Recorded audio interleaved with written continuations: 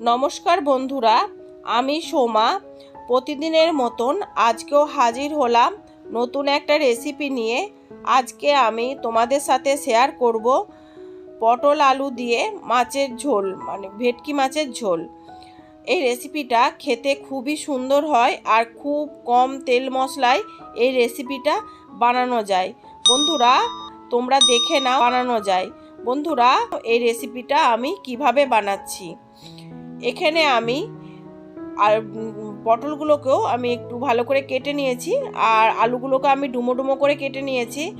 একটু টমেটো কেটে নিয়েছি, একটা টমেটো কেটে নিয়েছি, আর 3-4টে কাঁচা লঙ্কা চিড়ে নিয়েছি, আর নিয়েছি ধনেপাতা।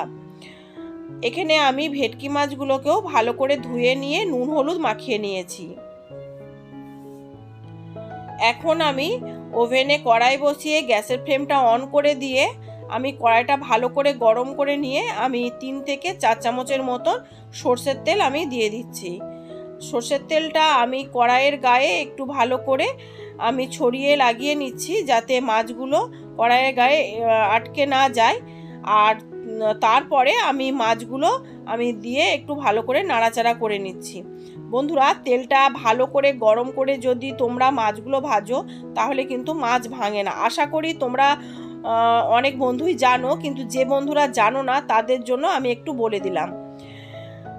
আমার মাছগুলো এক পিঠ ভাজা হয়ে গেছে, আমি উল্টে দিয়ে অপর পিঠগুলো আমি এই মতনই লাল লাল করে একটু ভেজে নিচ্ছি। আর বন্ধুরা, তোমাদের ভেটকি মাছ কাদের কাদের ভালো লাগে আমাকে একটু কমেন্ট করে জানিও। আমার মাছগুলো কিন্তু এক পিঠ ভাজা হয়ে গেছে, আমি উল্টে দিয়েও কিন্তু আমার অপর পিঠটাও ভাজা হয়ে গেছে। আমি উল্টে পাল্টে দিয়ে আমার 2 পিঠই ভাজা হয়ে গেছে। এখন আমি মাছগুলো তুলে নিচ্ছি।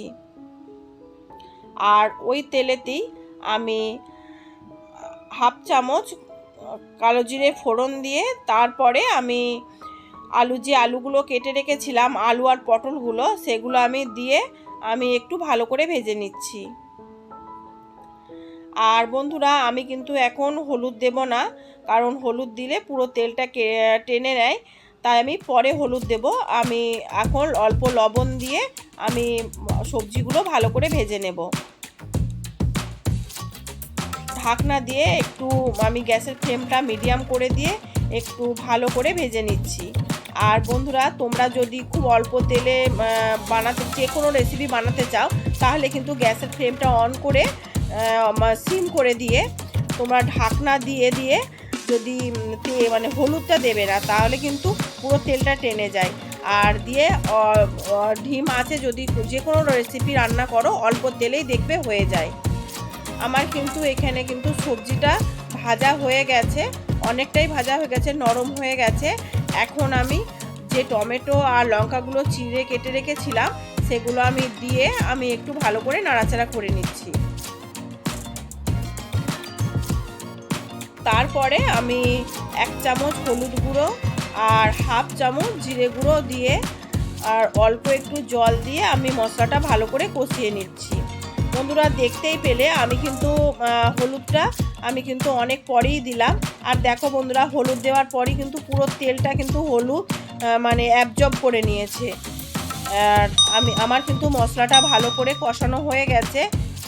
এখন আমি যেরকম গ্রেভি রাখবো সেই মতো জল দিয়ে আমি ঢাকনা দিয়ে আমি একটু সবজিগুলো আর একটু ভালো করে সিদ্ধ করে নিচ্ছি। আমি 10-15 মিনিট মতন সিদ্ধ করতে দিয়েছিলাম ঢাকনা বন্ধ করে। তারপরে ঢাকনা খুলে আমি দেখে নিচ্ছি আলুগুলো সিদ্ধ হয়েছে নাকি।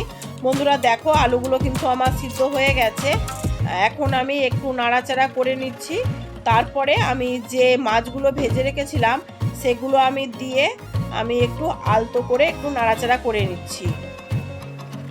তারপরে আমি 2 থেকে 3 মিনিটের মতন হাই ফ্লেমে আমি এটা একটু কুক করে নিচ্ছি।